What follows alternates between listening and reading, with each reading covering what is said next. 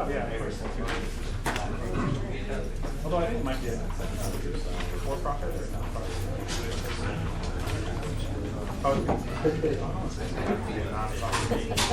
That's like, that would be awesome.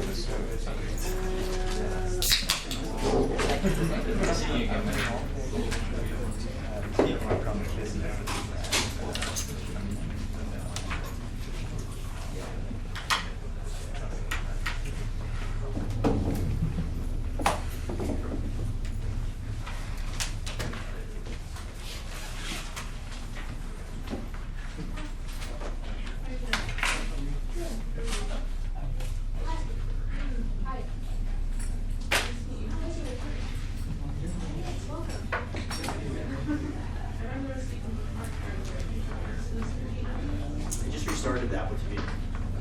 Just restarted that with you. It was not checking.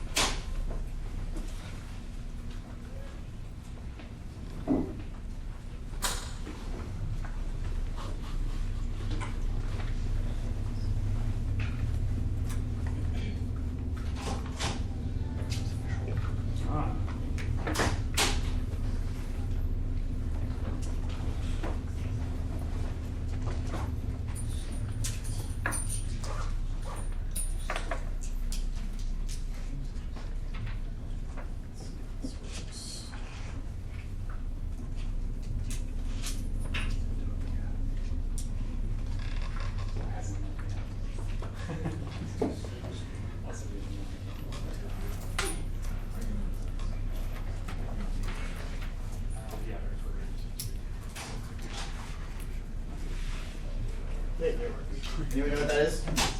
It's a bug. No, it's a feature, not a bug. Easy license plate? That's a really good joke. That one worked.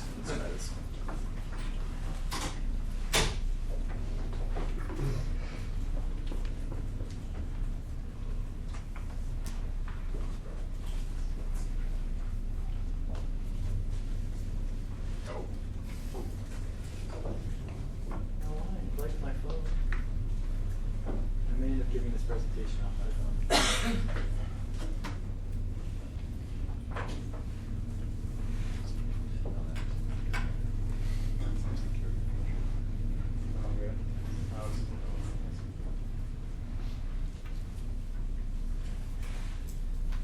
All right, I guess we're going to do this off my phone.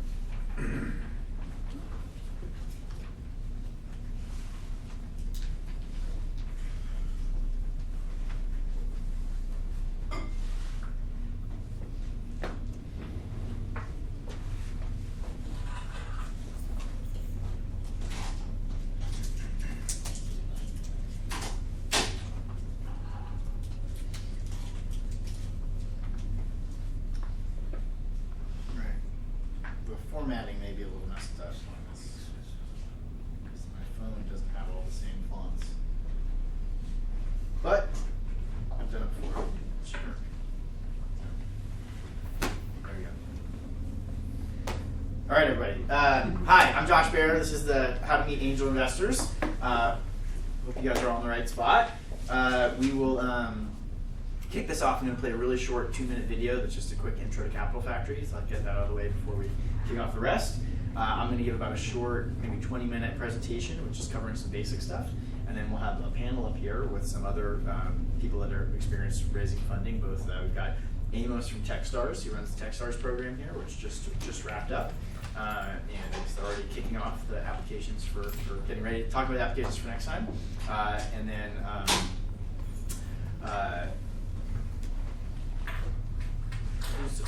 Kate, who are our guests today? You have Ryan and Amos.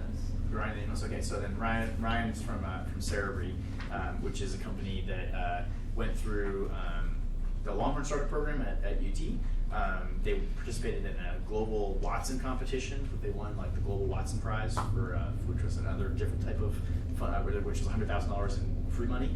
And then they've been through Capital Factory as well. So you'll have someone that runs Techstars, someone that's been through Capital Factory. I can answer questions, and then we know about a bunch of other programs too. So hopefully we can help with other stuff as well. So here's the quick video. Maybe if it's now. Or if I unmute my phone. There's so much going on here, and there's just the right mix of people here. There's the right investors, just the right employees, like there's the right peers. The Capital Factory has events that run pretty much every day. You know, our guys are after the meeting, they're like, hey, by the way, if anybody's looking to hire, come talk to us. No, actually, come over to our office. It's another 40 feet here. The entire growth of your startup to probably your first 20 employees is contained within the Capital Factory. So whatever you're recruiting for, whatever tech stack or platform or hardware or software, or even 3D printing now, there's almost always those people coming to your office on a day-to-day basis. And you just sit around at nighttime, they'll probably give you free pizza and beer. And you want to demo your product after the event. Well, you're here at Capital Factory. One of the coolest meetups that I've been to at Capital Factory is the Women at Austin meetup, because I was able to network with other women entrepreneurs. Working with other people who are in the same spot as you, or were there 6 months ago, or going to be there 6 months from now, is really cool. The entire atmosphere is wonderful. The meeting rooms that you can reserve. Here's a really good office environment that we take care of everything. Oh, by the way, there's free snacks. Oh, by the way, there's this managed conference room situation. Well, one of the best resources here at Capital Factory is the office hours. The Capital Factory Mentor Network is now so big, and the number of people in almost every industry vertical are there now, and most of those guys are entrepreneurs themselves. And you meet mentors, you meet other entrepreneurs. Like for us in particular, I met my co-founder here. I met my co-founder up here. There's just a real critical mass down here. Our developers went to one of the development meetups and we met our newest developer, Kyle, there. We hired him. The Capital Factory was with us for 2 years of going from that sort of ambition to the actual reality of having a successful company with significant amount of money raised and like a high functioning team. You know, technology is just as much about community as anything else. You become part of this national family of people.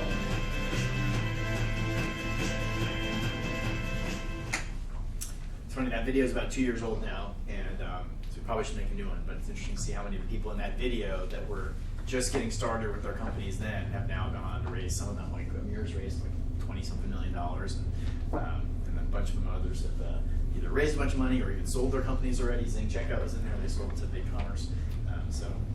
Interesting to see where they come when you make a new video. All right. It's the Google Glass, that's the giveaway. You don't see a lot of people. Yeah, that was definitely it. Hey, there is like $6 million on that Google Glass. So. What happened to that $6 million? I'm sorry? Never mind. They're still going. Good. The glass is happening. Like it's good. It's not going away. If you see anything interesting here and you want to share it, I'm Joshua Baer. This whole series of talks we do is called is for the ATX startup scene. It's how to meet investors, how to plug into the startup scene, how to get into an accelerator, how to become a mentor, a bunch of other programs that we do. And then the website for it is atxstartupscene.com. So, like I said, this is how to meet investors. You can find all this online as well. I mentioned the startup scene link. The slides are at my SlideShare. And then this gets recorded. This is being streamed right now from that camera on the ceiling. So we do these every week and they get recorded all the time. So there's an archive of all these old talks up there. And while my part's boring, it's the same every time. There's like different people up here every time, and they're VCs and people that have been through accelerators and other things, and they have different answers and different questions. And so there's a lot of really good stuff you see up there as well. Also, obviously, like there's this thing called the internet, and it has all kinds of really great talks and videos and content. And so one thing we try not to do here is just repeat something you could go find on the internet. Here are some great resources on the internet. Paul Graham is one of the founders of Y Combinator. He has a great post that's just like one of the epic ones, all about fundraising in general. Venture Hacks is a whole website all about fundraising and dealing with investors and things like that. This VC economics post is pretty interesting because it tells you more from the perspective of how the venture capitalist business works. And so when you're going and asking them for money, it's helpful to understand what they're thinking and how their business works. And then Sam Altman, there's a video with Mark Andreessen, who founded Netscape, and Ron Conway, who's one of the most active angel investors in Silicon Valley, about that's really good. And then the Startup Playbook's another good kind of just overall summary of everything. So really good starter points for stuff you might want to look at. Also, 3 really good books. The first one is actually, it's one of the newest, but it's really great. It's called Get Backed, and it was coincidentally written by 2 people here in Austin. Evan Baer is the founder of Able, and Evan Loomis. And the book's doing super well. They're both really smart entrepreneurs, and it's a very practical book about how to put your pitch together, how to go pitch, what to expect, and so we really recommend that. Venture Deals is written by Brad Feld and Jason Mendelson. Brad's one of the founders of Techstars, and this book is it's like the VC Bible. Like, everybody refers to this book as like how to understand the way the venture business works. So that's a really good one to look at as well. And then a little more general, but covers fundraising as well as a lot of other stuff. Another great book is this Startup CEO by a good friend of mine, Matt Blumberg, who's the CEO of a company called Return Path. And he covers forming your company and fundraising and boards and a whole bunch of other things as well. All right, so what's actually before we do that? So let me ask about you guys. So so how many people here are working at a startup right now? Put your hands up high. All right. How many people aren't working at a startup, but they're thinking about starting a startup? All right, the other half of you. Okay. And how many of you have raised money from investors before? A couple. How many of you have been through an accelerator program? None of you? Nobody? All right. How many of you live here in Austin? How many don't live here in Austin? Where are you from? Germany. Just visiting? I'm going back and forth. Yeah. Amsterdam. And why are you here? Was in the neighborhood. Was also visiting Silicon Valley, so. Close to Silicon Valley. Yeah, amazing stuff. Was there one more? Orlando. Orlando? And what brings you to Austin? Just come back and forth to Austin. Cool. All right, awesome. Okay, that's a good start. It helps me understand just kind of this here.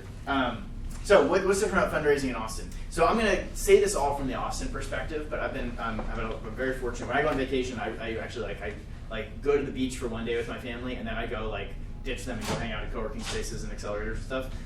And so I've been all over the world, traveling to different co-working spaces and accelerators and meeting with different startup communities, but all around the U.S. and Southeast Asia and Europe and South America and Asia.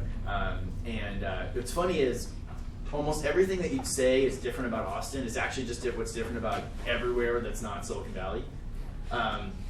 So everywhere that's not Silicon Valley thinks that they're way different, and it's really what's different about not being in Silicon Valley. And then most of the other places are actually, I think, trend in really the same way. And Austin, what's great about being in Austin is we're one of the biggest places that's not Silicon Valley. So as far as all these things go, we actually have it pretty easy. We kind of have it the best. And most of the other places, wish that they could be like Austin. But if you go there, you're going to hear it's the same conversations. It's the same complaints about the same problems. They're going through a lot of the same things.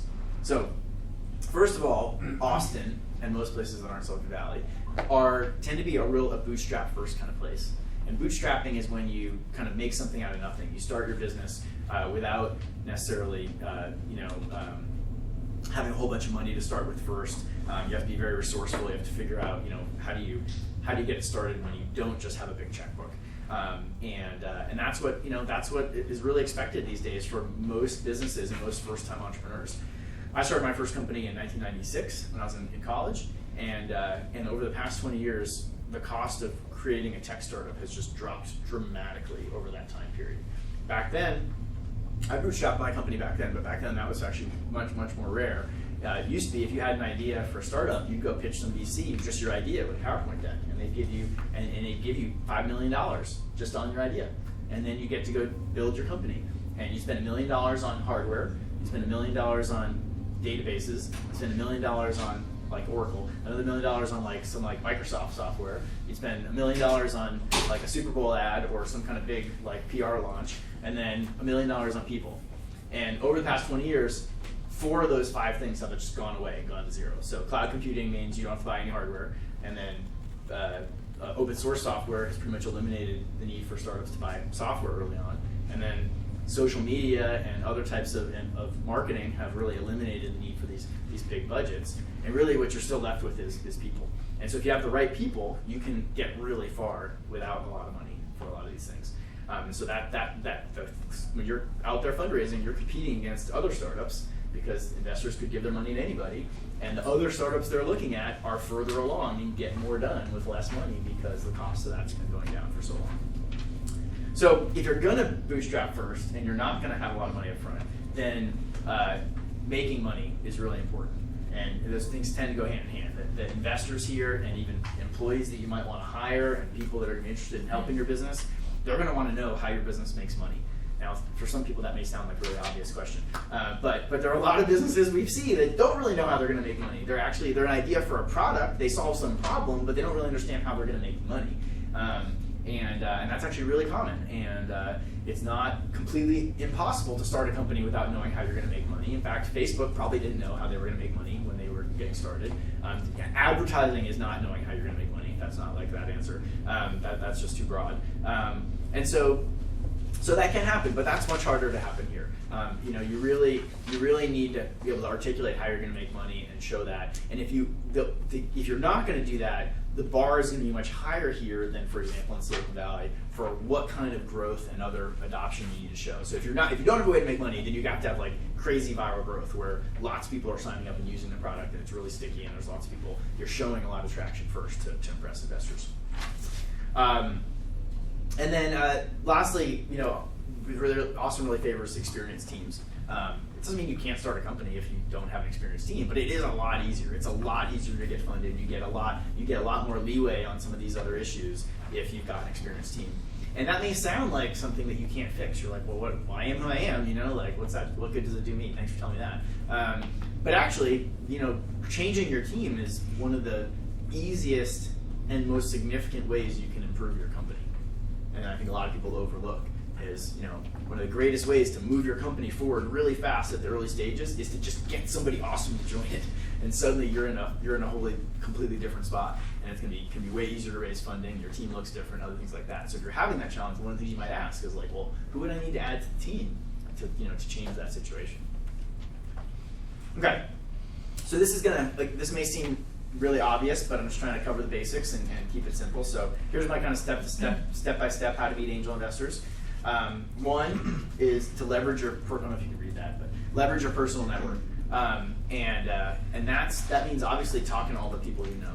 But while that may sound kind of obvious, a lot of people don't realize how big their personal network is. They think their personal network is like their parents and their family and their direct coworkers and a very small group of people.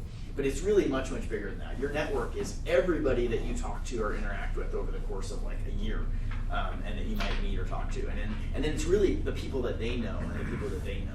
And so you have to it's something that leveraging your personal network is something that takes a lot of time and effort. It's going out and scheduling meetings and sending phone calls and sending text messages and literally going through your address book and reaching out to everybody that you know, and trying to make sure that you've really tapped into everything that you have. And so a lot of people, I think, when they think they've done that, they really haven't done it yet. And then another one is to go where the investors are, right? To be, kind of create your own serendipity. Part of that, Capital Factory is one place to do that because there's investors coming through here all the time. But it's also coffee shops and certain bars and certain events where you can go to where there's going to be investors there and where you get a chance to meet them or engage with them at a different level. It doesn't mean you're not going there to pitch them. It's like, can you even just meet them and have them know who you are and have some other kind of engagement so that so the first time they talk to you is not you pitching them and asking them for money. Another way to do that is to follow them on Twitter. I actually have a Twitter list that I just add people to as I come across them of Austin angel investors. And so if you go watch that Twitter list, it's a whole bunch of people who are investors, and they're not talking about investing necessarily. They're just talking about all kinds of stuff. But go talk to them. So that, again, you can develop a relationship and find out what they're interested in, what they're talking about. And that way, when you do want to talk about your business, again, it's not a cold intro. I make an AngelList profile. AngelList is one of the many now crowdfunding websites for helping connect investors with entrepreneurs. It's honestly not nearly as good as it was, I think, 5 or 6 years ago. I feel like there's a lot more options now and things like that. But it's kind of like having a LinkedIn profile for your person. You have an AngelList profile for your company, and that's another great way to get yourself out there. There's an Austin Angel Investors Facebook group where you can post, and there's a bunch of investors that watch that. There's a group I'll talk more about called CTAN, the Central Texas Angel Network, and they do office hours once a month. And so you can go sign up for office hours and go meet with 2 or 3 different investors and get 10 minutes or 15 minutes with each of them, and at least get some initial feedback before, without having to go do a big formal pitch. We do an event every month or 2 here called Epic Office Hours. It's kind of a similar type thing. It's open to the public. Anybody can come and get kind of a speed dating style, quick meetings with a few different mentors and investors that might be able to give you some advice. And then a lot of reasons why people apply for an accelerator is to meet investors. That's probably the number one reason why people join an accelerator, is to help get their company in shape and packaged up properly and get the intros in place so that they can go meet investors. So that's obviously a major driver there. And finally, I put participate in pitch events and competitions. While interestingly enough, pitch events and competitions have the stated goal of helping you to meet investors and raise money. I find they're actually not very good at that. It does happen, but that's more about really just getting the word out about your company and getting exposure. It can be good for a lot of different things. I don't see a lot of people meeting somebody at a pitch event and getting funded. That's not as common. I'm sure it happens. So again, kind of step by step. One, again, do all your homework online. There's lots of stuff to read. You need to look educated and smart. If you show up to meet with an angel investor and you haven't read all that obvious stuff I put up there, then you look dumb. Because all that stuff's out there and it's easy to find, right? So don't look dumb. Go have read, know the stuff you can already know before you go waste somebody, don't go waste somebody's time. And then you're going to make a quick overview of your company. You're not trying to, explain everything. There's no business plans anymore, really. You're not writing a 40-page business plan. You're writing a 1 to 2 page basics about what your business is. It covers who the team is, what the product does, your traction, kind of where you are in the state of the company, the funding status, like how much money you've raised, things like that, and then what your immediate next goals are, what you're trying to go do. And if you look at what the AngelList profile asks you for when you make a profile on AngelList, it's basically those same things. The same things you would put into your AngelList profile is what you put into this 2-pager. Then you're going to go find somebody who you're not afraid to look foolish to. Right, and that could be a friend, it could be a mentor, it could be another investor who you might already know or trust, or another entrepreneur who's raised money, and you're gonna go try to get some feedback. You're gonna show them that 1-pager and 2-pager and talk about it, and now you're gonna ask questions and make some more changes, and you're gonna do that over and over again. There's obviously an iterative process of trying to get that together. And at some point, you start to feel comfortable that you've done that enough, and you start to talk to a few more people, and then you're ready to go start talking to a lot of people. And it's not like your pitch deck is ever done. Every time you talk to somebody, you're going to go back and tweak something or change something, and then it keeps evolving as you do that. But you kind of get through this iterative process where you're going to meet with a lot of investors and hear a lot of people say no, and then get a lot of feedback to try to hone your pitch. And then at some point, if things go well, suddenly somebody says yes. It's this magical kind of thing. You're going to talk to lots of people and hear lots of people say no, and then you hit it off with somebody and somebody says yes. And usually everything gets easier after the first person says yes. It's kind of like a little bit of a snowball effect. And so hopefully you get a few people to invest. Their first investment, very likely these days in a tech startup, is going to be on what's called a convertible note. We can talk about that more in the Q&A if you guys have questions about that, but that's just the form of the investment, and that's meant to be a really quick, easy way for them to make an investment. At that point, typically that's when you might apply to an accelerator. You can apply at a lot of different stages. Most companies we see applying to accelerators already have some kind of a product built. They typically often have a little bit of funding raised. They don't have to, but it's quite common that they would actually already have some of their first investors in already.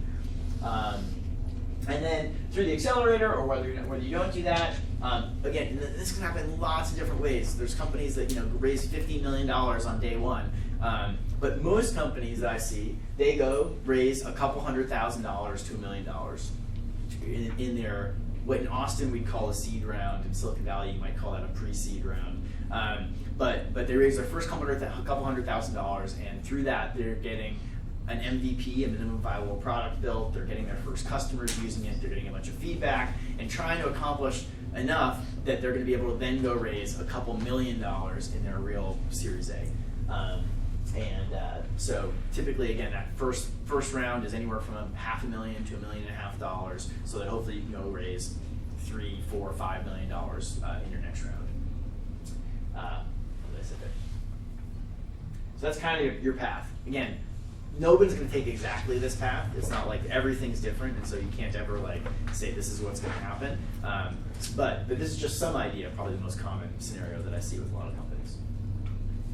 So I mentioned office hours. Office hours is a great way to meet potential investors and kind of break the ice. You're not trying to like close them as an investor at office hours. You're trying to figure out, do I like this person? Do they like me? Are they interested in what we're doing? So that you want to go talk more. So you want to think about that as like as speed dating. You shouldn't expect them to close the deal on the first date. You should do your homework, figure out who you're going to meet with, know something about them beforehand, know what they're interested in, other companies they've invested in, other companies they've worked at, and if you can stalk them on Twitter or Facebook or other ways, the more that you can do that, the better, so you can tailor what you're doing to talk to them. And really, all you're looking for out of that is a follow-up meeting, you don't want to like have a short meeting with somebody like, hey, are you interested in investing? They're probably not going to be ready to answer that. But hey, would you like to go get coffee sometime or get lunch to talk more about it? Often, maybe if they ask you some questions, you might say, hey, that's great. Let me go get the answers for you, and can we come back and meet about it, in a week or two, and I can tell you what I found. And that's a great proxy for asking them to invest. If they say yes, it doesn't mean they'll invest. But if they say no, then they're definitely not going to invest, right? Like if they won't even go get coffee with you. So that's a much softer question to go ask. Is just see if you can go spend time with them. And then that's what you're trying to do is to develop a rapport with them. And at some level, fall in love. And that's the way angel investors work. VCs, it's a business transaction, right? They're looking at lots of different businesses. That's their job, is to make investments. And they fail at their job if they miss out on a really good startup. So like they need to go meet you, and they need to go do that. And it's a business transaction. Angel investors, it's totally falling in love. They don't need to do this. They could do a million other things. They could buy a new car, they could get a pool, they could take a vacation. And that's literally what they're thinking about when they're like, well, I could make this investment, or I could go do this other stuff, right? And they don't need to do this. They do it because they like to do it, because it's interesting, because they like working with entrepreneurs, because it's fun. Those are the reasons they do it. Most of them, it's not even because they think like, oh wow, I'm going to make so much money. Like they probably think that this is like the way the riskiest money they invest, right? And so like if they make a lot of money, that's great, but that's probably not actually even the main reason they're doing that. And so they need to fall in love with you and the idea and what you're doing, and you have to kind of have some kind of connection, and that's really what you're looking for. A couple other quick things before we jump into the Q&A. So one thing is, a lot of businesses that we talk to are trying to figure out, should I raise money? When should I raise money? This is an interesting chart that tries to help you think about, should I bootstrap the business, which is started without raising money, or raise funding, raise venture capital. And so the first two things it looks at is how scalable is your business, and how capital intensive is it, how much money does it take to get to market. And so if something is not very scalable, it can't get that big, and it doesn't take a lot of money, then that's a really good fit for bootstrapping. Because if it can't get that big, you probably shouldn't go raise venture capital for it, because they only want to fund things that can get really big. And on the other side of that, if it's really scalable and really capital intensive, then you probably need to go raise venture funding, because if it's really capital intensive, you need a lot of money, and it's worth it because it's really scalable. It can become really big.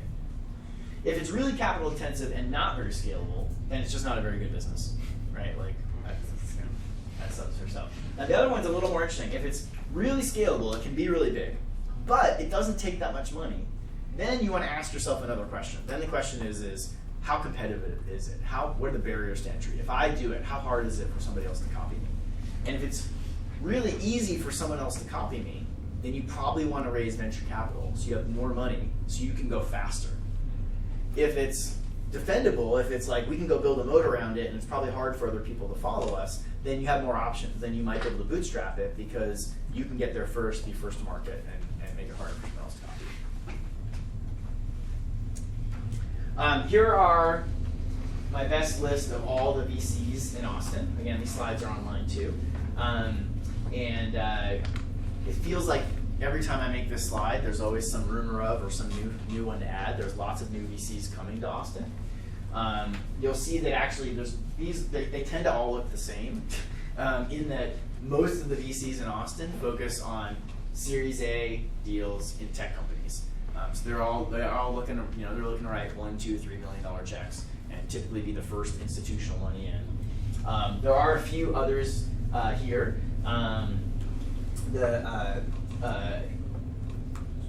Let's see. Sante Ventures is particularly focused on biotech, so medical devices and drugs and other kinds of health solutions. That's obviously a different space.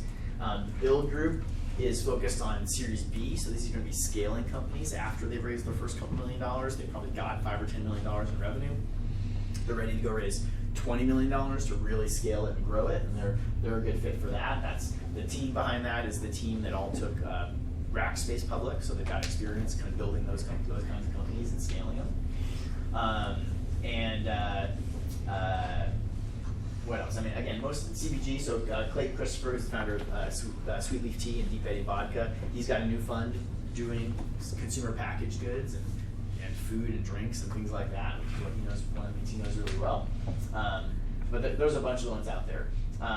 Probably the most active right now would be Silverton, Live Oak, and S3. They're all doing a lot of deals, and Silverton and Live Oak both have kind of $100, $150 million funds, and multiple ones are, in the case of Silverton, that they've been investing. S3 is a little bit bigger, and they can do the Series A, but also do the Series B, and they've been leading more Series B rounds in town lately.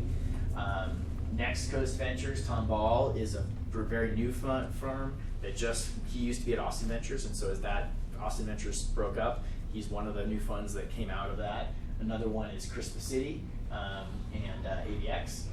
So those are both ex-Austin Ventures funds. It's kind of funny. Everyone said like Austin Ventures broke up, there's no Austin Ventures anymore, but everybody at Austin Ventures went and raised new funds. So there's sort of a whole bunch of funds coming out of that. And there's other stuff too, but this is generally what focuses on tech. And then here are the different accelerators here in Austin. There are, as you think about accelerators, I think about it from the perspective of either you're going to look locally because geography is important to you, or you're going to look by your market and sector. So you're going to say, like, I'm in healthcare, where are the things in healthcare? Or I'm in mobility and transportation, what things are there in mobility and transportation? So here are the ones in Austin, and you can see they tend to actually focus on different things. Now, these programs all work different ways, and they have different rules. So this is my best estimate of looking at companies that I know that have actually gone through them and approximating about how much money they actually get and about how much equity they give up. But it can vary, and it could be different for different companies. So just trying to make it easy to compare them in the same way, but you should take that as a rule of thumb, not as exact. Capital Factory and Techstars both focus on tech companies, or tech and consumer products, and probably the two most active. SKU is focused on consumer packaged goods, so think energy bars and or energy drinks and granola bars and packaged goods, and things where distribution is a really important part of their strategy. Athena Health is focused on healthcare companies, in particular ones that can sell to the networks of doctors, because what they have is a big network of lots of doctors that they have, and so they want to find products that they can go push out to the doctors they already have, and that makes them a great partner as an accelerator because they can bring you a whole bunch of doctors as customers. Unlimited USA focuses on social good companies. And then I also listed Y Combinator there. They're obviously not based in Austin, but they are one that most of the startups that we're talking to are looking at as well. And they bring, I think particularly for Austin, it's a really good fit, even if you're planning on staying in Austin, because it brings a great Silicon Valley connection to what you're doing, and companies that we've seen go through that really benefit from it. So here are the ones here in Austin. Now again, if you're in a particular vertical, there's other accelerators all over the place in different verticals, and I think it is worth traveling for one in a vertical in particular. So for example, one of our companies just went off to Detroit for the Techstars mobility program because they're an app focused on helping people avoid drunk driving and getting safe rides home, and it fit really well with that, and that gets them a bunch of mobility connections. So that was a really good fit for them. It made sense, even though they're already here at Capital Factory, for them to travel to this other program for that. And like I said, there's lots of different ones all over the place. Central Texas Angel Network, I mentioned briefly before. We're really lucky to have CTN here. It's one of the largest and most active angel groups in the country. And so they have a cycle that goes every 2 months where companies come and apply to be for their application. You apply to pitch them. You go through a process where they kind of narrow down the pitches over the course of a month or so down to a small number of finalists. Those finalists go to pitch their bigger network of usually about 100 different angel investors, and then through that, and then you basically negotiate with the whole group at once. And so very different going for an investment with them than directly to an angel investor. Typically, you're negotiating deals just one-on-one with individual investors. And when you do a deal with C10, you're negotiating against the whole group at once. And so you get like one term sheet from C10 that they all participate in. But they can go, fund $1 million, $2 million round just from the C10 members. All right, so I want to get into the Q&A. So a couple other quick points. One, just valuation. That's one of the first things that come up is how do I value my company? What's it worth? Your company's worth nothing usually to start. Like you don't actually have anything. It's like you don't have any money. You're not making any significant money or revenue. But you have to make it worth something, or like the math doesn't work out. Nothing happens. And so it turns out that if you're worth nothing, you're actually worth $3 million. And so that's just the average valuation for a company that's got basically something built and not that many people using it, and they're trying to go raise money. And that's because if you go raise $500,000 or $1 million, you're going to give up, 15, 20% of your company, and that's about what you can afford to do at this stage to still be able to run the company and go raise more money later and things like that. So that's just the way it works out. And valuations are lower here than Silicon Valley. I bet in Silicon Valley the starting point is probably more like $5 or $6 million, and that's a whole other longer story we can talk about in the Q&A. That's not necessarily better, but that's the nature of not being in the Valley. If you have a convertible note, which you mentioned earlier, you would just think of the cap on the note as your valuation. And you're going to get a higher valuation because either you have great traction, you've accomplished stuff, you've got revenue, you've got people using it, you've got people signing up and using it, or you've got a track record. You've got a really experienced team, a really experienced entrepreneur. You're going to naturally be able to attract a higher valuation. And maybe it would go, could go as high as $8 million based on those different factors. And then, as silly as this may sound, you just get more money if you need more money.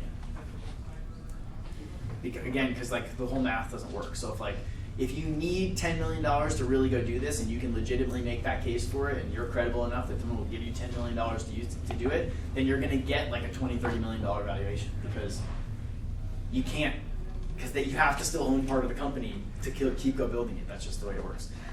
So it's interesting enough. Typically on a real round, if it's not just an angel investor, but a real round, you're typically going to give up 20, 30% of your company every time. And it's more like actually the amount of money you need determines the valuation than the other way around. Once you start really making money and you've got real profits and real revenues, then you can get valued based on the profits and revenues, and that becomes more of a driver of it, but that's typically more around the Series B than the seed round of the Series A. And then last thing on this is if you have to justify, again, because your valuation is really all bullshit anyway, there's no reason for it. If you can't really you can't explain it. You can't be like, oh no, my valuation should be higher because you have nothing to say. There's really nothing. And so what makes it higher is just competition. If a lot of people want in the deal, then you can say my deal's really hot, people want to be in it. But it's very hard to actually argue I should have a higher valuation at these early stages. So pick a number that you don't have to argue about. You want to close investors because they say they want to invest, and then you should show them the term sheet, and they should be like, awesome, I'm in. And that's what I find works really well. And I mentioned this briefly before, but bigger's not always better. The game is not how do I drive my valuation up as high as I can, as fast as I can. And that can cause some real problems for you later. So we can talk about maybe that more in the Q&A if you want, but there's a lot of smarts about keeping your valuation at a reasonable level that's going to give you optionality, and as you grow your company, give you options on how to grow it further or how to take on more money later. Timing, everyone thinks this is going to happen really fast. They think they're going to come in, they're going to meet 10 different people, they're all going to write them checks, and they're going to have their money 30 days later. And that almost never happens. It really takes usually 6 to 12 months from when you say okay, I'm going to go raise money to when you actually start collecting money. And that seems like a really long time for most entrepreneurs, but that's usually what it takes. Amos, are you dying to say something? No. Okay, I think I'm straight. Okay, I saw you jumping up. Really fast would be 2 to 3 months. That would be a fast fundraising. If say you already knew everybody ahead of time, it was some friend of yours that was going to invest, and you use these standard docs off the internet, so there's nothing to negotiate or change, then maybe it could happen in a month. It could, but if it's going to happen in a month, you already know who it's going to be. It's all lined up already. And sometimes it takes a lot longer than that. So. Couple last things. No, I got a lot of last things apparently. No comes before yes. So most angel investors don't just say yes right when they meet you. They might be like, I love you, this is great. No, I'm not ready to invest. And again, entrepreneurs seem to all think that's what's going to happen. They're going to meet people and they're going to say yes right away. Usually you have to meet them like multiple times before they say yes. That takes time. That's why it takes 6 to 12 months. You have to go meet with them, and you meet with them like 2 weeks later or like a month later, you know, and like give them a progress update, what you've been doing. So you have to be, so you're going to hear no a lot before you hear yes. And you have to get used to hearing that. And if you're the kind of person where you're going to hear no 10 times, get frustrated and give up, like you're not going to get anywhere. I think in Get Back, I just overheard him saying this, but I think Evan was saying one of his things, he reached out to something like 90 or 100 investors to find his like 3, right? And so you have to have that expectation. You're going to talk to a lot of people and have a lot of meetings, and you're going to talk to them more than once. One of the easiest ways to impress angel investors at this early stage is simply to say you're going to do something and then do it. Now this sounds really obvious and not that impressive. But with your startup, it's super hard to predict anything that's going to happen. Like really, really hard to predict like what's going to happen a month from now or 2 weeks from now. And you'll find you're going to make all these. You're going to tell those people, here's what I'm going to do over the next month, and then it's not going to happen. Other things are going to come up. The unexpected things will happen. The delays will happen. So if you can do this, then it instills great confidence in investors because they're used to everybody just not being able to predict what's going to happen and telling them all kinds of stuff that doesn't happen. And they're going to notice if you say, this is what's going to happen, and then you go do it, and you come back and you're like, look, I said that was going to happen. I did it. Here's what I did. Here's the next thing I'm going to do. Look, I did it. And if you do that 2 or 3 times, they're going to believe you when you say, here's what I'm going to go do next. Here's the next thing I'm going to go do, right? And that's what you're trying to do. You're trying to get them to believe your vision of what you're going to go build. So that sounds really obvious and really easy. It is really, really hard. And yeah, that's a really good way to impress investors. There's an investor I know in LA named Mark Sister from Upfront Ventures, and he has this saying that he invests in lines, not dots. And that is a different way of saying that. What that means is a dot is like a point in time. So I just met you, so I know where you are. But I don't really know where you're going, right? I have to meet you a couple times, and then I get a couple dots. And now with a couple dots, I can draw a line, and I can see where you're going, right? And that's what he wants to see, is where you're going, not just where you are. Okay, so now I'd love to invite up Amos and Ryan. You guys want to come up front? I introduced them briefly before, but Amos is an entrepreneur. He's been an angel investor. He now runs the Techstars Austin program. Just finished up his first class of it, so thanks for coming. Good to see you, man. Yeah, you too. And so he's seen this from a lot of different sides of it. Again, this talk is how to meet investors, but a lot of people here would also be interested in joining an accelerator, so we can answer questions about investors, about accelerators, about lots of other things like that. And then Ryan, as I mentioned, started his company when they were at UT, and they have built a product since then. They've closed a bunch of business, a bunch of customers. He's grown his team in kind of the way I talked about, where he's added a whole bunch of really senior people to his team, which I think has really helped them to raise funding and do other things. And so he can talk about both recent experiences raising funding and building his company, things like that. So real quickly to get started, Ryan, do you want to just talk a little bit and just explain what Cerebri does? Just so they just give a little context on that, and then Amos, anything you want to add about Techstars training?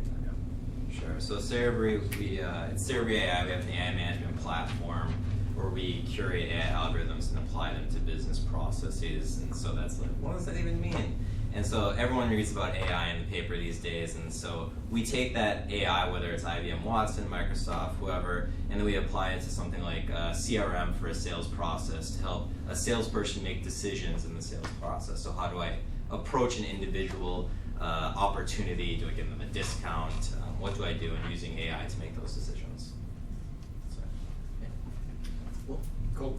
So everyone in the room, or mostly, probably knows about Techstars in Austin. What a lot of people don't know is that we're actually a global network. So we have, I think, 26 or 27 different programs all over the world, ranging from Cape Town, South Africa, to Tel Aviv, Germany, London, several in the United States. We have 2 different types of programs. We have what we have here in Austin, which is, we're general investors. We look for really anything. Like last program, we had robotics, consumer web, everything. Then we have vertical programs, so we have partnerships, for example, with Cedars-Sinai in LA, which is all around healthcare, mobility in Detroit. I'm going up to Minneapolis tomorrow for a partnership with Target, and so we have a couple of different types of programs. We just finished one, and we run once a year here. We'll run the next program starting in January of 2017. Awesome. So with that, just open up the Q&A. We've got till 6 o'clock, so about 40 minutes, and happy to answer any questions that you guys might have, like I said, about anything. Did you say the Techstars was it accepting applications until next year? The applications, I think, open up in late July, early August, but we've already started meeting. We probably had 150 companies already, so we're meeting people already. Is it closed? I think my partner, he messaged someone, they said they're not accepting applications anymore. They're not opening up until July. Oh, okay. Yeah, late July. So officially the application's open in July. Okay. But like what I get at this point was like he's still like you're gonna meet Amos today. Yeah. Right? And like if you're interested in applying, then this is a good point to not have to be the first time he meets you seeing the application. Right? Yeah. Yeah, and to the lines not dots, which is something that I hope to meet companies that are going to be coming into the January class, 3, 4, 5, 6, 7 times before we go through our selection process, which is until November. Okay. Oh, yeah, why is it that if comparing like Austin, or I guess most cities, to your point earlier, to Silicon Valley, there's such a focus on like having a product that's being used relative to the risks? Is it just simply like they take riskier investments, or are there other things at play that kind of create that dynamic? There's probably several reasons. It's not black or white. I'd say that the biggest thing is that there's so much activity over such a long period of time there that there's just a lot of capital and a lot more ability to take faster risks on people and fail faster. That being said, I'm not from the Silicon Valley. I did a stint there. I mean, I believe in building businesses because you want to build a business that you believe is going to add value to the world. And I think the challenge with that is you also get a lot of shit. Yeah. So you get a lot of. I wouldn't confuse needing a product versus needing to know how you're going to make money and needing revenue. Those are two slightly different things that got come together. I think in Silicon Valley, my general expectation is today, you probably still need a product most of the time if you're not an experienced person, and it's really, I think it's a competition thing. It's like, because all the other things they're looking at got to having a product, and you're going to look deficient or not as strong when you just have an idea. Or what they're going to say is going to be like, that's awesome, cool, come back to me when you built it. Because they're looking at all these other things and they're already built and somebody's using it and somebody's paying something for it, maybe not a lot, but like there's some idea that it's real. And you de-risk it so much, right? Because like that, you building it is showing that you can execute, that you can get shit done, right? And they it's not just like we're gonna build something, like they can see what you actually built. And so that's really valuable. Can I ask a quick follow-up question? Yeah. So a lot of times you hear about like experienced founders. Does that mean experienced founders, they were a founder of a company that had a successful exit, or is it they were like key team members of a company that had a successful exit? So I think that definition I think is different depending on the person you talk to, because if you ask me that definition, I don't care if you ever found a company before or that you've been a successful member of a team, but if I look at your history and I see that you've done something or several different things successfully in your career, you might have been a good athlete, you might have been a good scholar, whatever it is, but you clearly have a track record of success in different things, that gives me the indication that you have the persistence and the pain threshold to potentially be successful as an entrepreneur. Yeah, so I think that's definitely true in like what you look for. Now, again, kind of slicing this question different ways. If it's really about what gets you the much higher valuation, that's typically probably going to be like is going to be someone that's had a successful exit before. And I don't even know if that's actually justified. Like, I think actually when they do studies on it, it doesn't necessarily like come out as actually being a significant factor, but investors all think it's a factor. And like they want to invest in some badass entrepreneur that's done this before, that's going to do it again, that, and the further they are from their own space, the harder that gets to. So like say you're an entrepreneur that built a B2B business and now you're going and building like a consumer product, like you're going to lose a lot of your credibility there because like, not all of it, but like it's not going to be nearly as good as like, I'm doing another business in the same space I did my other business before, selling to the same customers, like, something like that. Two-part question. Is the accelerator and capital factory kind of set up good for a consumer product if we're trying to focus more on our e-commerce kind of our online sales. We're already, from January on, we're already in large partners like Cabela's, Road Fitness, Bodybuilding, meeting with CVS tomorrow. Is that Capital Factory platform good for us? Because I see it mostly What are you focused hoping to on get out of tech. it? Mostly investors, to be honest, to grow our brand. To meet investors. To meet investors. Yeah, I think it would still be really helpful. I mean, I think the question is would investors want to invest in that kind of business? And if it's a strong, if you feel like you've got a strong business that that you can show by it's going to make a lot of money and be valuable, and then I think that is something that investors around here would like. And there's a lot of people in Austin and certainly around Capital Factory with a lot of e-commerce experience, both experience building those businesses and marketing them and developing those partnerships and things like that. So I think that would resonate pretty well. Okay. Second part of that. When should you start approaching kind of these angel and VC groups?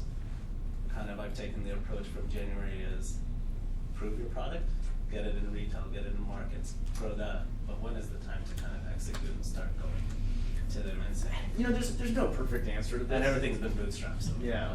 I mean, my answer is long before you want to start raising. To Josh's point, when the first meetings that you have around fundraising shouldn't be your first meetings. So if you're spending the time, my opinion is that fundraising is a 24/7 for the life of your company job until you're not fundraising anymore. You're always meeting people, even if you're not actively raising. You're developing the relationships. You're starting to show potential investors lines, not dots, so that when you are ready, it's really easy. Like, hey, we've told you all this great stuff, and guess what? Now we're opening our round. It's really easy for them to say yes or no very quickly because they're in their business. Okay. Good. I've recently gone through this, and I would say when we first started, we were probably early, and it was like, I don't really know what I'm doing in terms of raising money. I was like, let's just see if I can sell it. And then I sold it and was like, well, fantastic, I don't need investors anymore, and then it turns out we did. So what I should have done in the very beginning is continue to have the conversations and not do like an either or, but just keep it as asking advice, building those relationships, and then it'd be a lot easier in the long term instead of having too early now or too late. So I kind of took the opposite approach. Build a track history, then you can go to them and say, hey. Yeah, but there's no wrong. It's not right or wrong. I mean, I think you have to figure out where you are in the process. I also think first impressions matter. So you have to balance that with I want to meet them early and develop a relationship, and I want to make a good first impression. Right? And so part of it's like, when am I ready to make that first impression? And then how's that line up well? So you have to kind of work backwards, right? Like, what's my timeline? When am I going to need money? And I got to work back and figure out, okay, well, I know it's going to take time and it's going to take multiple meetings and things like that. So you got to work backwards on that too. Thanks. What do you think drives people to join the Austin startup ecosystem compared to other places outside of Silicon Valley? So I'll take a stab at this one because I was actually in that position. I was living in the Midwest, and I knew I wanted to get involved in the startup scene, and so naturally I thought, I'll go to Silicon Valley. It'll be great. And then I started visiting Austin because my girlfriend moved down here. I'm like, who wants to move to Texas, right? No offense to anyone, but I moved down here, and I was working actually in Santa Clara, and I was living in the Midwest, and I was visiting Austin, and I found that it was so easy to get connected here in Austin. Like, I didn't really have to put a lot of effort into finding people. I went to Capital Factory, I went to various events, and compared to anywhere else, even when I was in Silicon Valley, it's a lot easier coming in fresh without connections in Austin, from my opinion, to get connected from the get-go. Yeah, I could tell a similar story. I started my career in startups. I had 2 startups in the Bay Area, 2 in LA, and then 9 years ago I moved here, and I echo the same thing. I think the reason that we came 9 years ago was we looked and said, hey, this is a really friendly town that really is centered around how do we make it better, how do we continue to grow. And I think that from the outside, people see that. So when someone from the outside comes here, whether you're an investor, whether you're trying to start a company, whether you're just moving here because you think it's a cool place to live, it's so easy. Like I'm sure you're the same way. Like every single person uses, yeah, here's 3 people that you should know. Those 3 people introduce you to 3 more people that you should know. So I think as a community, we were looked at as we're all looking to make the best that Austin can be, and I think that people start to see that. Do you think it's going to stay this way, or do you think it's going to change over the years as Austin will grow and maybe get more gentrified as like the Bay Area? I don't have a crystal ball on that, but I would say that as long as Josh is running Capital Factory, I think I think that way. Juice and Seeds thinks that way. I think that most of the VCs in town think the same way. That we're all really inspired to help this community grow. So as long as we all keep that sentiment, I think it'll be like that for a long time. Yeah, and things will change. Things aren't going to stay the same all forever, and we can't be the fastest growing city forever. That's by definition, it doesn't work. But yeah, I mean, like I think no crystal ball, but the next 5 to 10 years look pretty good for Austin. And we're really well positioned. So I'm certainly investing here and signing a long-term lease here, and and things like that, because I think Austin's going to do really well over the next 10 years. Josh, you mentioned that once you get the first angel investor, that things get easier. What should change, or what should you be able to do differently once you have your first angel investor? You can say, look, this person's investing. I'm serious. Like that's it. Like it's a big difference going in with nothing versus like, oh yeah, I've got somebody investing, and that makes a huge difference. Being the first investor that's almost like a special kind of investor who's willing to be the first one. All investors want to be the last one. Like, oh, all those other people invested? Oh, cool, I'm in too, right? That's really common. But the first investor is really hard. In fact, actually, I think probably one of the most unique things about our accelerator model here, our funding model, is it's specifically designed to increase liquidity, to reduce friction, and make it easier to write that first check, because that's the hardest one to get.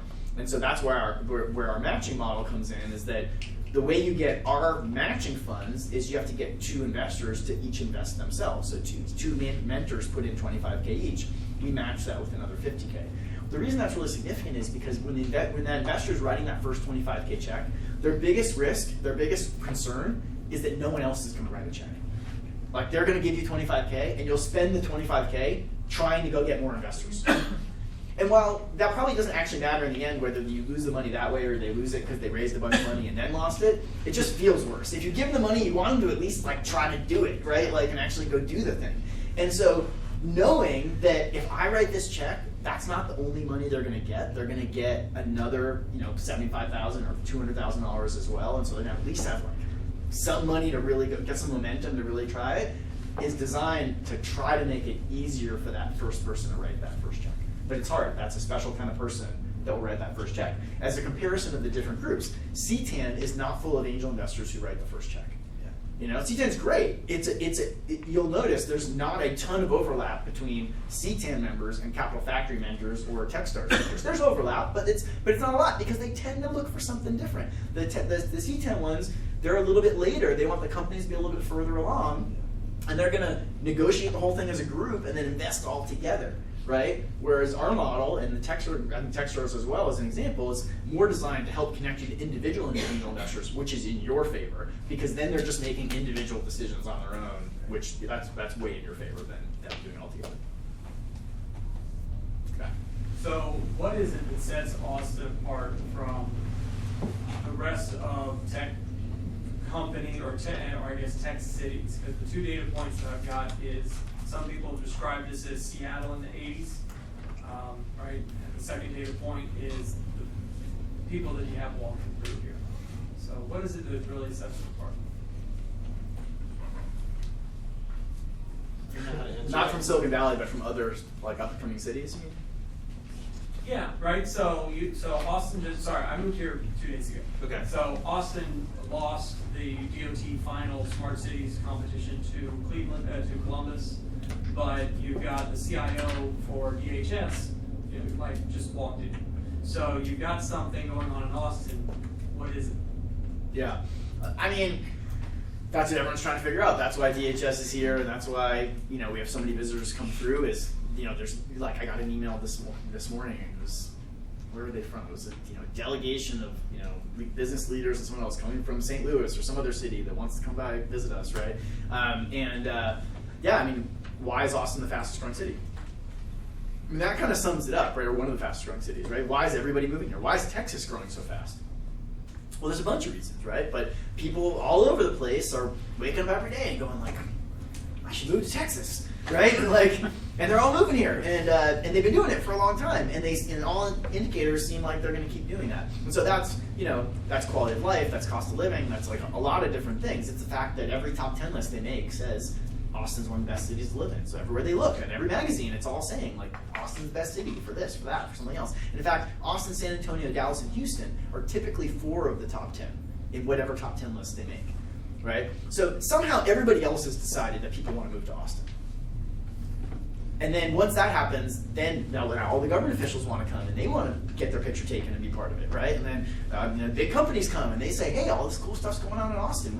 We should put a development team there. We should, we need to plug in and find out what startups are going on there. We need to have a presence there, right? And that all kind of feeds on each other. But I think it all starts with Austin and Texas being just a really good place where people want to live. And then everything else kind of trickles down off of that then companies want to be there and people want to invest there and all these other things start to happen.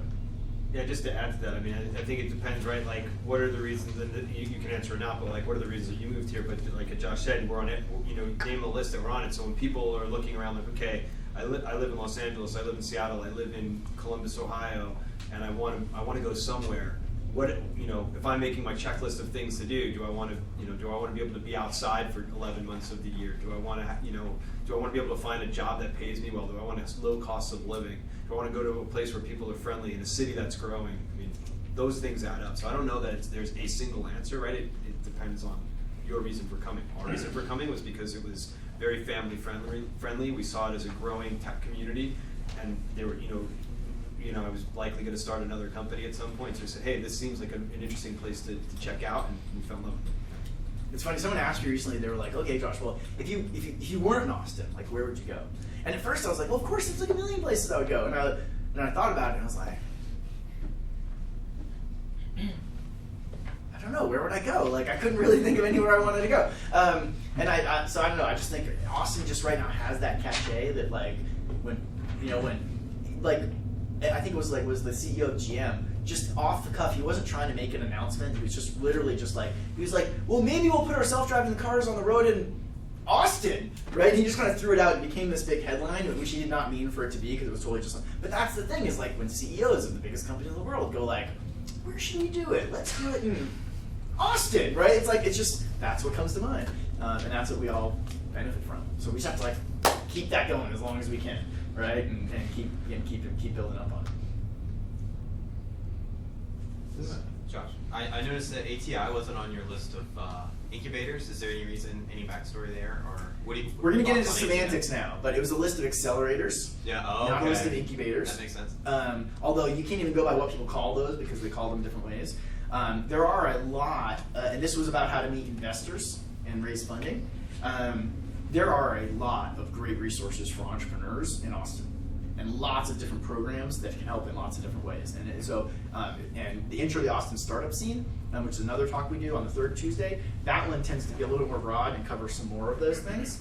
But what my definition of an accelerator for that, which I'll say this is just my definition, because again, you can call it different ways, but it had to have funding that came with it, that there was money attached to it, and a significant, really strong mentoring program. And I think all the ones that I put up there meet that category. ATI does not have its own any kind of funding source that comes with it. Right. That's one of the reasons I didn't include it there. But it's a great resource. It's one of the ATI, which is the Austin Technology Incubator. It's based out of the University of Texas. It's one of the oldest incubators in the country. While they don't provide funding themselves, they have helped people raise lots of money. They do a lot of different things, but their sweet spot tends to be things that are research heavy, often have university research or intellectual property coming out of it, and also capital intensive, need a lot of money. So they're doing stuff around clean tech, around other things, that they do lots of different things, but those are the areas that seem to be some of their real sweet spots. And I'm maybe double dipping, but I was interested in the convertible note as well.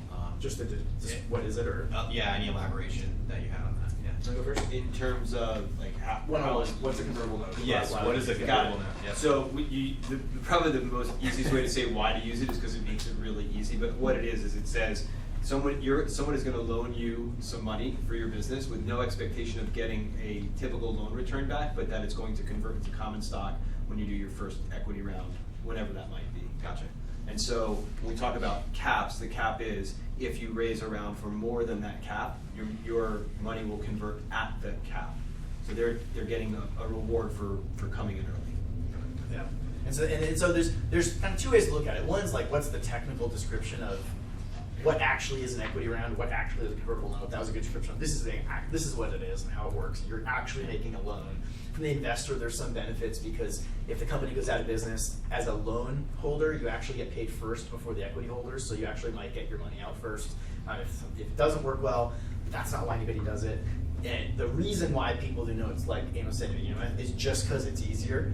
And the paperwork required to do a actual funding round is a lot of paperwork and a lot of things to sign, and you need a stock purchase agreement, you have your company set up certain ways, you have to decide a whole bunch of things about it. And the note is like a one-page agreement that is much, much simpler. So it's cheaper to get the agreement, it's easy to look at it and just decide to sign it without having a bunch of lawyers negotiate different things. And you're basically deferring a whole bunch of those decisions until later.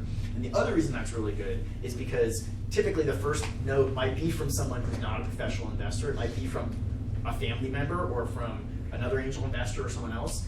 And so they're not experienced at negotiating the right price, and neither are you, right, or other things like that. So it's actually kind of good to defer that until typically till the VC comes in, because that is their job, and they're going to negotiate with you all the right terms. And by using the note, if you didn't use the note and you kind of did it all beforehand, a lot of times you have to kind of go undo everything you did, like change them to meet the terms of the thing. So it's kind of better to just, we'll decide that later, and the note lets you do that really quickly. And it's like 95% or more of all the deals are notes. Like every deal starts that way because it's so much easier and faster, and it's the standard accepted thing. And one of the things I should have on that slide about fundraising in general that goes with this is, like, you want to be creative with your business plan, you want to be creative with your marketing, you want to be creative with your product. You do not want to be creative with your financing. Okay? You are not going to think up a better way to raise money. And you don't want to, okay? Like, one, you'll probably just screw it up because it's complicated and you're not experienced at it, and so you're not going to come up with something more clever. And two, clever scares away investors. They don't want to invest. You're not even going to get to explain why it's different. What they want is they want the investment part to look exactly like everything else, because then they don't have to look at it. They don't want to go to spend a bunch of time reviewing the documents and the terms. They want that part to be really easy, and they want to spend the time reviewing your business and understanding what's different about that. And then the investment part should be like, oh yeah, that's just like every other investment I did. Easy, great, sign right here, and so again, I would not get creative there, and the note is one of the best ways of just keeping it super simple. No one's going to think it's weird when you hand them a note. A little bit more on that. There's another tool that we're seeing more and more of. It's a pretty good tool called a SAFE, which was developed by Y Combinator, and it's kind of like the convertible note was not really meant to be used the way it's being used. It was designed for something else. It's really for a bridge round later on, not for your first financing. It worked pretty well for this, and that's why everybody used it. But the SAFE was basically trying to say, like, okay, well, we know what we were trying to do with the convertible note, so let's actually write a document that's designed to do what the convertible note's trying to do, and maybe fix up some of the things that are a little messy with the convertible note. Not big problems, but we would just make it work better. And they came up with something that I think is better, and it's just a cleaner, better way of doing a note.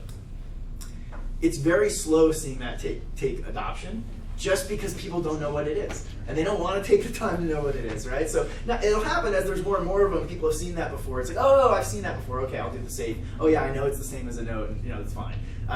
But that's my impression of it, is like it actually is better, and it is probably what everyone should be using, but it's not that much better, and it's just different, and nobody wants to do anything different, so they just keep doing notes. Do you agree with that about the SAFE? Yeah. But it doesn't fall into the category of wonky financing things that scare investors away. It shouldn't, because it's not wonky and it's good, and you have a lot to fall back on. You can be like, look, it was made by Y Combinator, you can do, but actually it is, and that is the thing. It will actually scare off some people, because they're going to be like, wait, what's the SAFE? I don't know what that is. Like, now I have to go look at it and read it and understand why it's different. I'm lazy. So. You said on the PowerPoint to email you the profile for Angel list. We just finished our Angel list with the prototype and the pitch deck on there, and we'll sit that into CTAN. Hopefully we'll get the pitch at their 6 minute, 10-minute presentation. And so whenever I email you the list, do you recommend emailing it to all the other angels, seeds, and Series A? I don't know that I would just blast it. I mean, to me, it was, hey, like, I would say email. I would send it to a couple of people first to get some feedback. So, like, so one general rule of thumb is like, if you've got 10 bullets, don't shoot them all at once. Like, because then you can, like, it's better to be able to shoot and then aim again, right? So it's like, send it to like a few angel investors, see what they have to say, and make some changes. Then you hand it to a few more, right? So one, I wouldn't just send it to everybody because of that. But my specific request was send it to me because I want to know every startup in Austin that's fundraising, and I'll look at it and give you some feedback. That'd be great. That was the request to send it to me. But I would say general, send it to people. I wouldn't just cold send it to them. I would, figure out your strategy for meeting them. Again, back to the how to meet angel investors. And I said, leverage your personal network.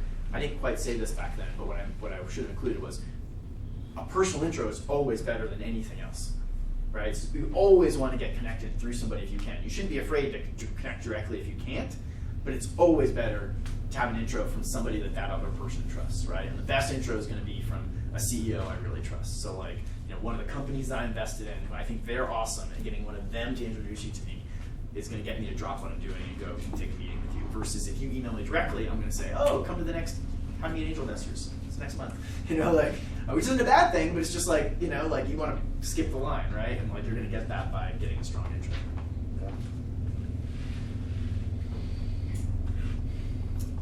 So I have a curious question about investment styles, because you mentioned like the different, what do you call it, investor groups, they tend to go in at different times, but is that only way they sort of show the different styles and their preferences?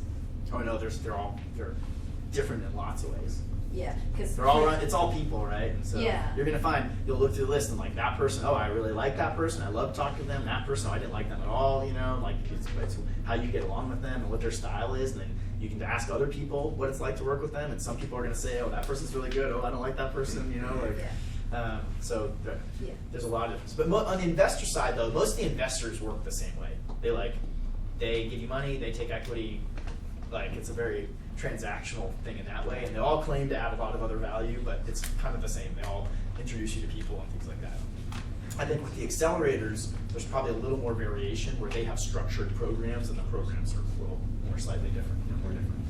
So I know it's not up to your choice, but like just curious, like who gets to be your first investor? Does that kind of make a difference sometimes to other investors' psychology or? Yeah, I'm sure.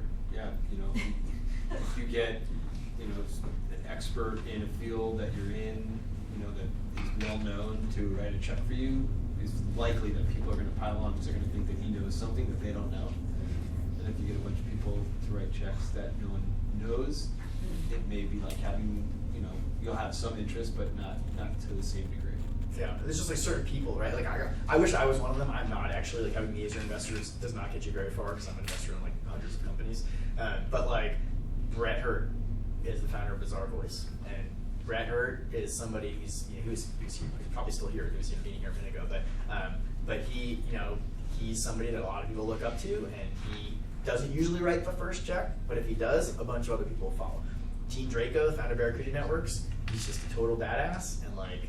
Everybody, he invests regularly, but then everybody knows. And if you come in and you told other investors here, oh, Dean Draco invested in my round, like a whole bunch of other people, they just would perk up and they'd be like, oh, really? You did? Like, let me learn more. Jonathan Kuhn would be another one. Those are just examples. None of those people are easy to go, but you should not, good luck going and just like coldly emailing those people. Those are the people you need intros from people they know because everybody's trying to contact them all the time. But those are examples where they are, people definitely notice and like having them in is good.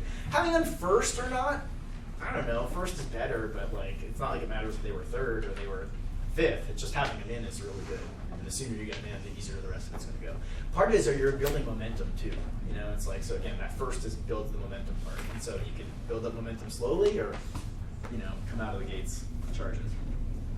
There are some investors that, and I think Brett falls into this category, and other investors that I work with, they like to bring their friends in also. So if they've invested, they're likely going to say, hey, I'm going to probably help you finish a lot of your round. Yep. If you got an investor on or a couple investors on, how much discussion, just out of curiosity, into the next investors are the terms of the folks you brought on initially? I mean, how does that conversation work? That's a great question. You should expect that unless something is disclose substantially not changed disclose. about your business, that the new investor is going to come in at the same terms. And that's another reason why. That's one of the arguments for about the note versus versus an equity round. You're making fewer of those decisions with the note, so you're allowing that to be decided later. So you're not locking yourself into those things for the future investors.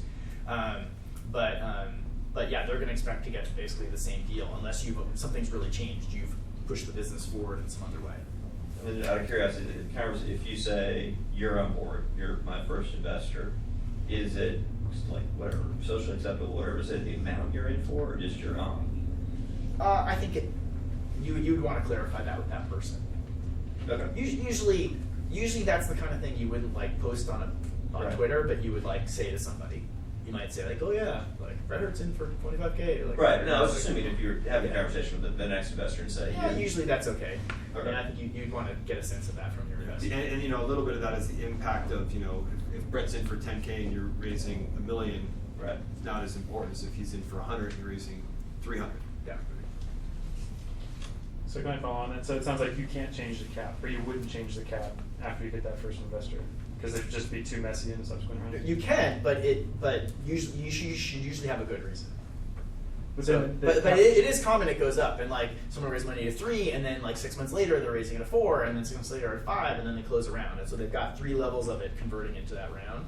But usually things have changed, and either it's like if you're really good, if you're a good salesperson, it can just be scarcity. It can be like, look, my deal's getting really hot. Like if you want to get in, you know, it's more expensive. That's harder and less likely. More likely it's that you did something with the business. Like, oh well, when they did that, when they gave us that investment, we were doing 10K a month in revenue. Now we're doing 50K a month in revenue. So our valuation's higher. You know, you got a good reason for it. It makes sense. And just to add to that, I mean, you know, this is a really important thing about investors are not just people that are writing a check and going away. I mean, a lot of founders will think of them that way, but really you're starting a long-term relationship with them. So how do you want to get into bed with them for the next 2, 3, 5 years, right? You want them. Everyone wants to feel like they're entering into a really integrous relationship with one another. So you should have a good reason because they're going to find out. Yeah. And the other thing too is I would just say, I mean, just again, usually like most people that I would take as my first investors at this point in my life, they're people I know, they're friends of mine, they're like, but even if they're not, like they're really taking a big bet on you and like they're enabling you to take this first step. Like you want them to make money. Like, you know, like don't create a situation, like your goal is not to create a situation where they don't make money, where you negotiate them so far that they don't, you know, so it's like, you know, it's like. Do you think any companies that are like sort of in stages like this are in a position to turn down an angel that is going to put in like a decent amount of money at decent terms if we as entrepreneurs think it's not a great fit? 95% of the time, no. You have to take whatever you can get.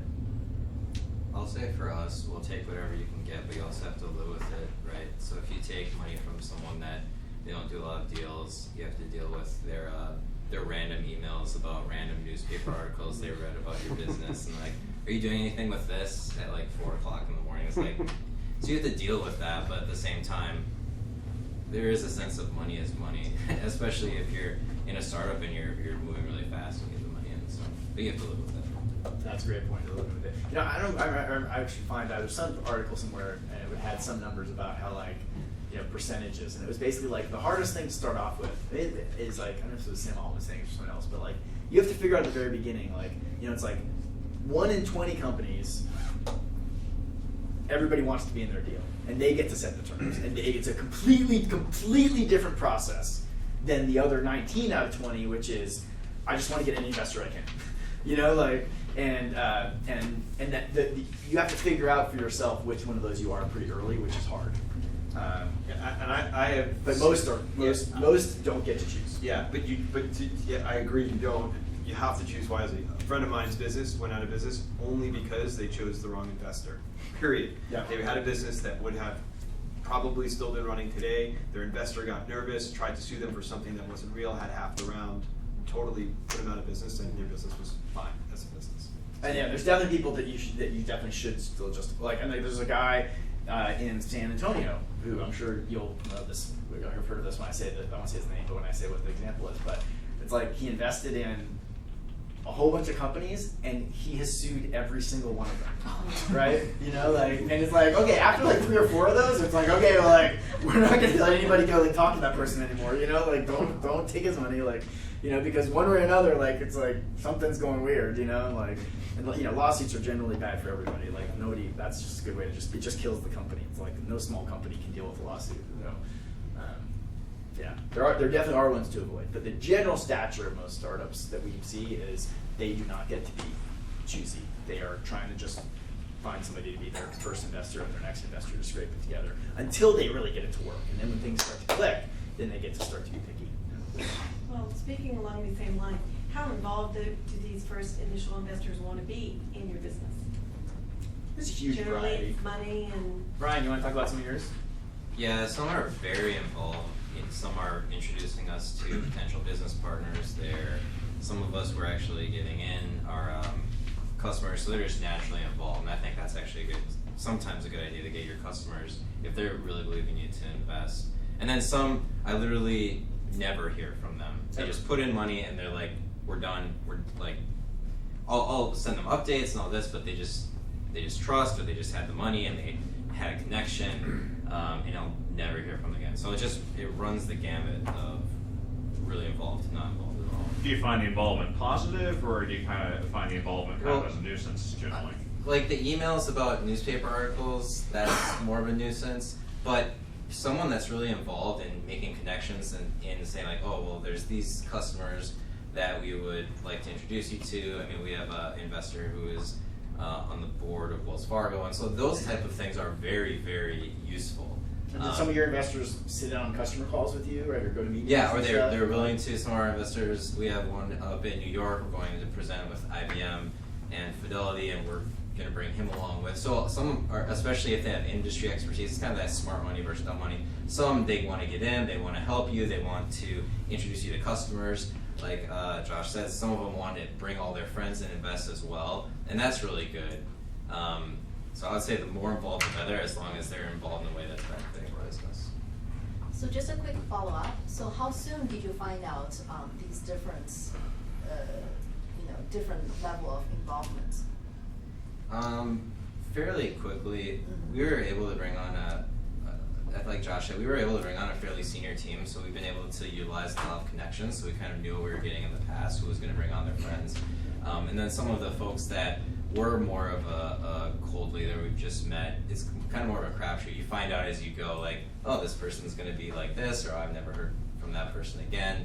I feel like we found out relatively quickly, but sometimes not until after you take the money. Now, something that is really easy to do, but most people don't do, is you can go due diligence on them just like they do it on you, and go talk. You know, like one of the first questions you should ask a VC, for sure, that almost nobody does, is like, and you actually shouldn't even ask them, you just go do it on your own, but like, hey, can I talk to 3 of the CEOs you funded, right? And go ask them what it's like having them as a VC, right? And like as an angel investor, you should, it's go talk to somebody that they invested in, right? Like, hey, what was the last investment you made, or what were the last 2 investments you made? Go call those people and be like, hey, well, has this person been as an angel investor? Have they been helpful? Have they been annoying? Like, what have they done? And you could find out that a lot sooner. Most people probably don't. But the reality is, a lot of times, unless it's really bad, I'll take the money anyways. Given the situation. Yeah. All right, probably time for one more question. Anybody want to close this up? So what about syndicates? Because you talked a lot about the first and the second. When you've got several people lined up and keep saying they're going to want to syndicate and find someone else who would go in there first. So it's almost like a shell game when you're starting at that point. So I figure you guys have been in that situation before. What do you do? So we actually had David Cohen, who's one of the founders of Techstars, does a talk on this with every single class. And there's a strategy that I think works really well, which is as you're having conversations with these people, be very explicit in asking them, what would it take for them to write a check? And continue to knock down those things. So you can say, okay, so if we did this, you would write a check, yes, or no. If we did this, you would write a check, yes. And start collecting those so that you can, one, know what you need to focus on, right? Is it lowering the cap? Is it getting someone else specific in? Is it getting someone else in? Is it hitting a certain milestone?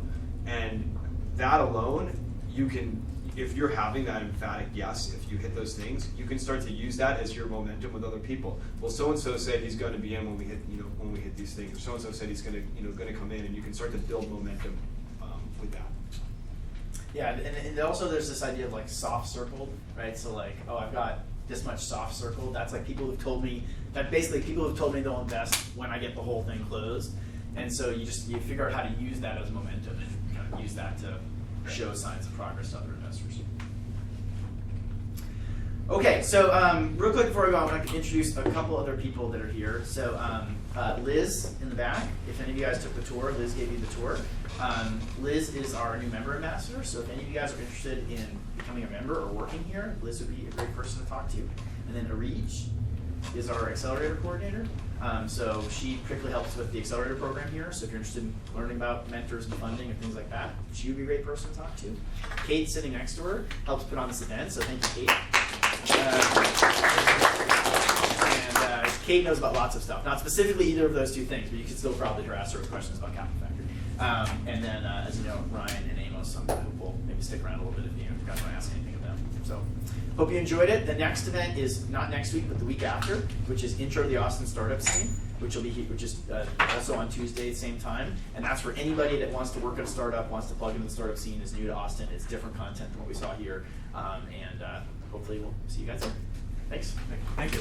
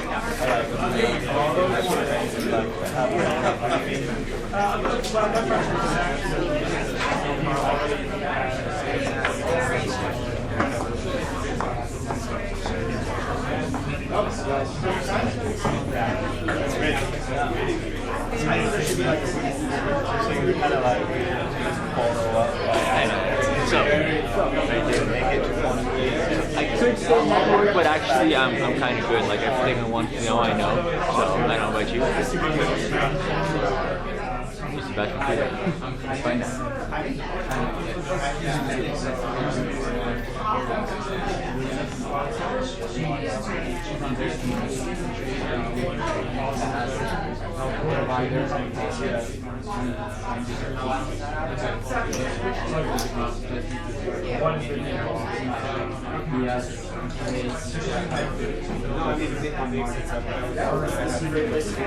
We actually have more healthcare-related startups here.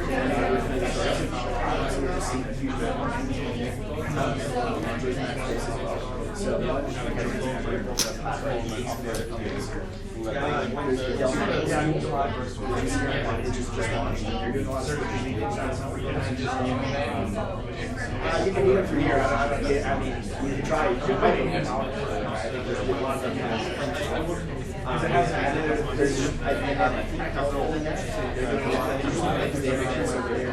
He's texting. He's trying. Thanks, Ryan. Thank you.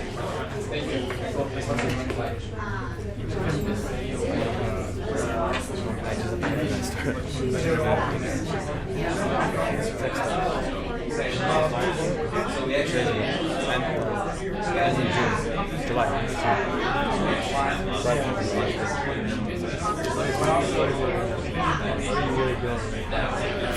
Yeah. So the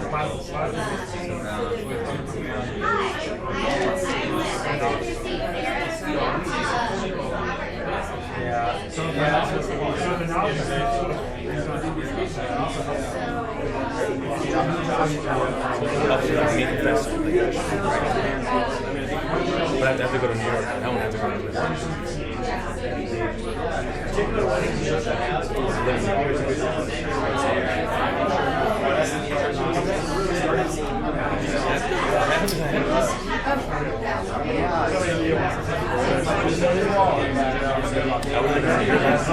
I have a friend that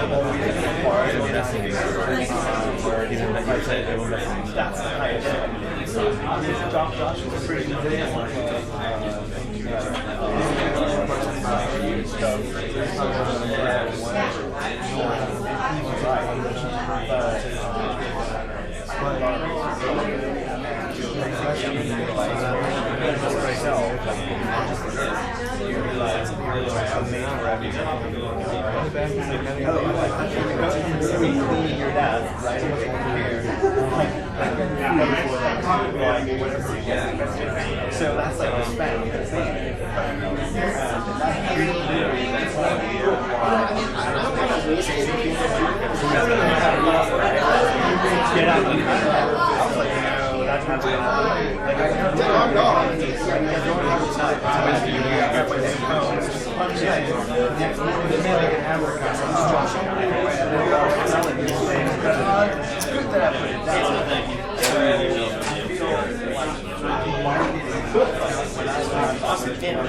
Every week, I ran through